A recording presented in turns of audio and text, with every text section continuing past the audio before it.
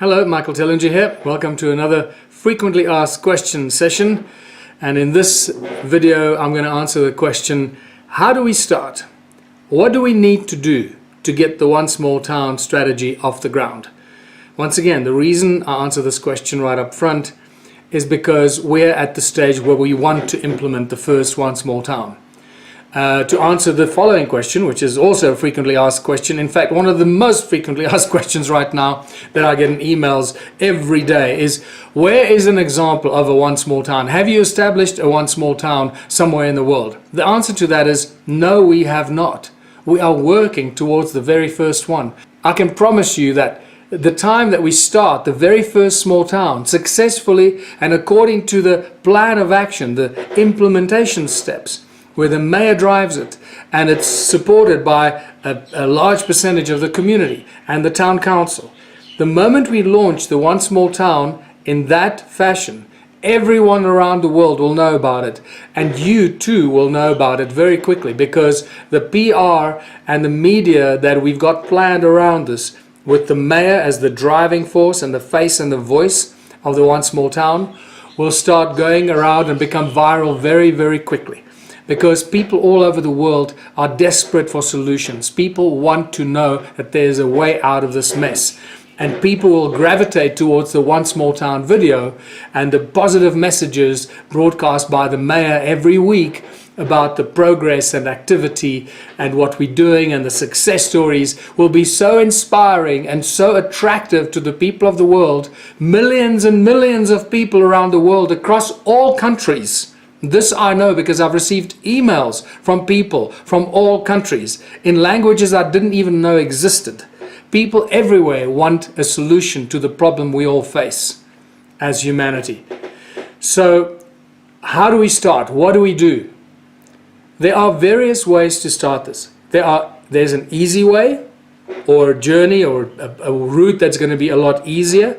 And then there are stages of more and more difficult ways, as you know, the sources and the support tools that we have are less. So the first prize to start One Small Town is that we find a town and a mayor and the council that love the idea, that are desperate for new ideas, for new plans of action, a town council and a mayor that realize that the current system that we're in does not provide the solutions, a town council and the mayor and the people of the town that realize that here's an opportunity that will bring them into a situation that will bring prosperity and abundance, that will attract investors, that will bring the new businesses, the opportunities, the reactivation of the farms, the factories, the schools, the hotels, the motels, the hospitals that are standing empty, the roads that are broken. This is an opportunity for a mayor and the council and the people of the town to literally take the broken town and turn it upside down and turn it into an infinite possibility of opportunities for anything we as the people of the town choose to do. Whatever we feel we have the capacity for.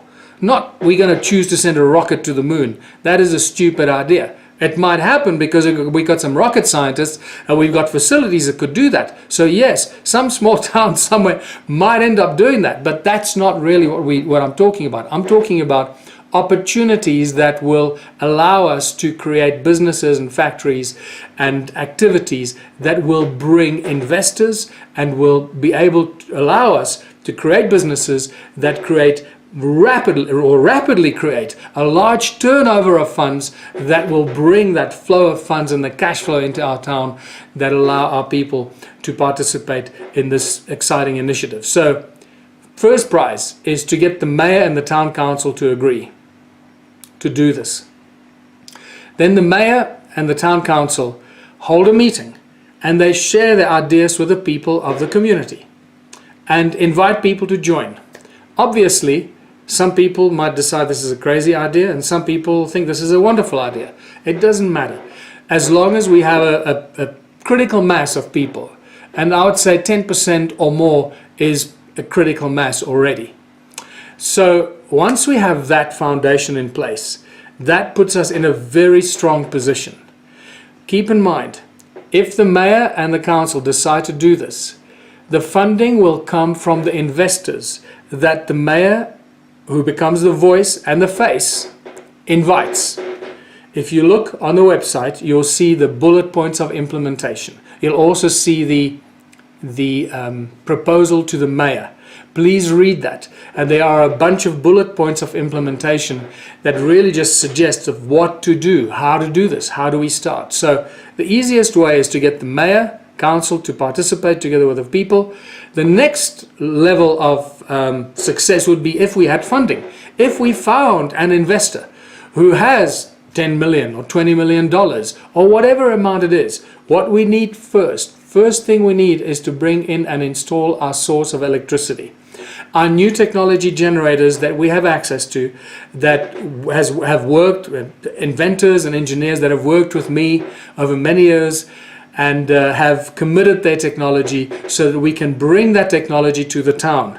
Now keep in mind, this technology will not be sold on the open market. This is not technology we're going to make available to every household to buy across the world. But we've been holding on to this technology because we realize that by selling it to individual homes is actually creating a bigger problem. So that's not what we're doing. We are using the tools of enslavement as tools of liberation. Electricity is one of the main tools of enslavement that has been used to keep people enslaved by having to pay for electricity from the central electricity generators and distributors. Once our town has its own supply of electricity, we control our future and our destiny. We can start any business. We can start any business that needs electricity. And as you know, everything needs electricity these days. Now, yes, I know there's a question that comes up all the time. Well, what about the laws and legislation that doesn't allow the mayor and the town to install their own electricity? That is a separate problem. That is a separate video that I will do, is how we get over that hurdle and what we do to neutralize that potential stumbling block. So that we as a community, the mayor and the council, has the right to install and implement their own source of electricity. We'll deal with that separately. Let's assume we have passed that and we're moving on. We now have our own source of electricity. With that, we can do everything. Let's assume we can't implement it and we don't have our source of electricity. It doesn't mean that we can't start a one small town or initiate a one small town launch. We can just carry on as we are. We use the initiative and the unity of the people in the community, together with the funds and the investors of the funders, or the funds of the investors rather, that have identified the opportunities with us and are keen to invest in those opportunities. Again, those opportunities are anything you can imagine, from farming, agriculture, industry, manufacturing, healthcare, education, as diverse as it can possibly be. So the first thing we do with the mayor and the community is identify all these opportunities, identify the industrial opportunities, identify the people skills. So see what farms are standing empty, see what warehouses are empty, factories, hotels, houses, motels, schools, etc. What is standing empty that could be reused, could be fixed and reutilized as a business that is co-owned by the people of our town. Keep reminding yourself that every business that we start under this model, although it might have an investor from outside, that investor will only retain 33 1/3% of that business. The other 2/3 belong to the community and the people of that town, collectively, together, because the people of the town are the ones that provide all the labor, all the additional support that is needed, the free labor that these businesses need. And anyone that's ever run a business knows it is the labor, and often it's the unskilled labor. More often than not, it's the unskilled labor. When someone can receive training for a day or 2 days and then they can perform that task, that would be called unskilled labor. Not like somebody that has to perform surgery or etc. Someone that has had to go through far more training to perform life-threatening activities. Those are separate. Okay, we'll deal with that question in a separate video. And that video would deal with people with different level skills. How do we deal with that? How do we equal and equalize the playing field so that everyone, no matter whether they're a doctor or whether they're a laborer, how can we equal the playing field or level the playing field so that everybody feels equally appreciated and nobody has better privileges because they've got a better education. That's a separate video. So let's come back to this. So now we have identified the industrial and all the different opportunities, and the mayor then becomes the voice and the face of the message. It is a well-scripted, well-filmed, beautifully presented, slick production that goes out every week. We send out the good news. We sell the sizzle, not the steak, like they say in advertising. So this is what we do. It's a very strategic, very well written and planned and filmed and executed production that goes out, where the mayor talks about the excitement, about the new projects, about the new opportunities, what we've achieved, what we've succeeded with, what we're planning, all the excitement, sell the sizzle all the time. Get the investors and get the people excited about what it is that we're planning, what it is that we are busy implementing, and what it is that we've already succeeded in. Even if the successes are tiny, they are still successes, because right now in small towns there are very few successes to sing about. So every little tiny success we have will be turned into a huge story, because that's what people want to hear. They want to know that this thing works. They want to see the successes, however small they may be. So the mayor and the mayor's face and the voice will be the driving force behind this, because the mayor's voice and face is far more powerful than my voice and face. No investor is going to come to our town because Michael Tillinger says this is an exciting opportunity. Or if some business guy in a town gets on video and says, come to our town, we got exciting opportunities. But if the mayor of the town, who represents and is appointed, a politically appointed figure by the people, and this is where we use the tools of enslavement as tools of liberation. We use mayors as politically appointed individuals. Can you see that? So when the mayor gets in front of the camera and the politically appointed leader of that community and that town invites the investors, invites the researchers, the inventors, the scientists, the healers, the teachers, invites all these amazing talents to his or her town, you know they'll pay much more attention to that than if I tell the people or the world that. So that's how we start this. It's really, really simple. I really urge you to go and read the implementation points, but keep in mind that the businesses that we've identified are not just going to be willy-nilly, oh, we've got some opportunities in this or some opportunities in growing food in a field somewhere. No, before the mayor goes out, before the mayor even talks about this, we'll use business models and business planners to put the business models into place, to present the opportunities. All these will be put onto a beautifully presented website. The website, the One Small Town website for our community, that'll talk about the Excitement Initiative. How many people are involved, all the businesses that we've identified, the business opportunities for the investors, how much is needed, what are the expected returns for the investors. All of this will be on the website. So it is a completely transparent activity and initiative from the word go. You can see that it has to be completely transparent, because this way we will start attracting the investors and the people that realize this unique opportunity. Keep in mind, once an investor has come in to invest into one of the businesses, whether it's the dairy, the bakery, the engineering shop, the healthcare center, whatever it is, only one investor will be brought in to invest into that business opportunity. After that, that business belongs to the entire community and all its people. So we're not going to bring another investor in to compete with ourselves. So you'll realize that the investors will probably see this as a very hot investment opportunity. And I truly believe, I've been saying this for many years, once the first set of investors have invested into our unique opportunities, our unique businesses in the first One Small Town, and other investors or rich people with money around the world find out about this, I believe that there will be a stampede of investors into small towns to grab those first investment opportunities. Why? Because there are a finite number of investment opportunities. in the small towns. And there are also a finite number of small towns until they become big cities and big towns that are unmanageable. So this presents a new, unique investment opportunity to conscious people. Hopefully they're conscious people with money. But it could be unconscious people. They just want to use their greed and capitalism as an incentive to come and invest because they're going to make a lot of money. That doesn't matter.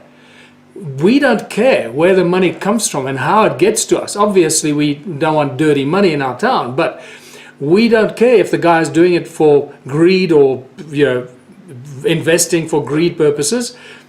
Every investor is going to be treated the same way. There's a set number of rules that they have to abide by that each town will set up for themselves. And if the investor finds those rules and conditions acceptable, then they will invest. Keep in mind, every member of that community that contributes their 3 hours a week is immediately a shareholder and an owner, co-owner of that business. The investor retains 1/3. But the investor gets all the benefits of the free labor, the additional skills, the components, the ingredients, the special things that we add and grow ourselves and contribute. So if that business is a dairy and we're making cheese, then we contribute the milk to the cheese factory. We're not going to charge ourselves for the milk because we create the milk or produce the milk ourselves. Understand the benefit for the person that invests into the cheese factory. This is an integrated plan. Every business we create is integrated with every other business on every possible level. And the benefits never stop.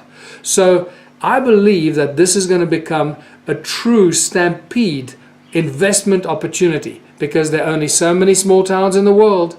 And once the cornerstone investment opportunities have been taken up, whether it's the food, the farming, the dairy, the engineering factory, the bakery, etc., the healthcare center. Once those cornerstone investment opportunities have been taken up, it's not going to take long for the town to make enough money so we, the people of the town, no longer need investors. We can then take the money that we've made and are making from the profits of these other businesses to start additional businesses in our town with our own funding. So we only really need the first few cornerstone seed funding businesses, after which we no longer need investors because our town and the people of our town will have our own money to initiate anything we need and choose to initiate. This is why I believe there's going to be a stampede of investors for the first small towns. And that's going to be a very exciting time. So let's go back to the question, what if, how do we start this? What do we need to do? Now, let's say that you live in a town where the mayor is not interested, the council is not interested, they're just unconscious, they don't care, they're doing their own thing, they're running the town into the ground. Well, the next thing then is to run for mayor. Start a campaign, present this as your strategy, what you want to do to uplift your town, and run for mayor. Become the mayor of your town, and then you implement this strategy. Or if you're an influential businessman in the town, in the community, you can also start this as an influential businessman by creating this cooperative structure. And then you, as the support, as the driver, the business person, with sufficient funding, obviously, of your own making, so with the support and the labor of the town's community and the people, you then, as the community, set up a channel and start promoting your town as a one small town. You take the power. You take the power away from the mayor and the council, because you'll have the money that you'll then redistribute to the town to fix and upgrade and innovate and improve all the things that the mayor and the council are unable to do. So very quickly the people of your town will start looking to you and your one small town initiative as the saviors of your town and the people that are actually doing something for your town. That initiative itself will bring additional investors and start to grow this very, very quickly. I don't need to add that obviously the mayor of that town and the council of the town that didn't want to participate are not going to last. The next time the mayoral elections come around, that mayor will be voted out And one of you, or possibly the initial investor and business person in that town, may run for mayor, or somebody else might run for mayor that promotes the One Small Town philosophy. So whichever way you look at this, we can start this. We can either start it with the support of the mayor and the full fanfare to go out there all guns blazing and make it look fantastic to the world, or we can start it with just a funder, or we can start it with just the local townspeople and one business, and it needs to be a large enough business, obviously, and then invite and create an incentive for other business and investment opportunities. So I trust that's given you a little bit of a more detailed insight into this. How do we start? What do we do? What do we need?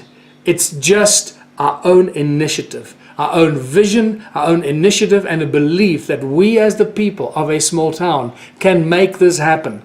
We don't need anybody to tell us this can't happen. If we have a critical mass of people in our town and sufficient businesses that want to do this, we the people of any town can initiate this without funding and without the mayor. But obviously with funding and with the mayor, it's going to be a lot quicker and a lot easier. So until next time, this is Michael Tellinger. Bye for now.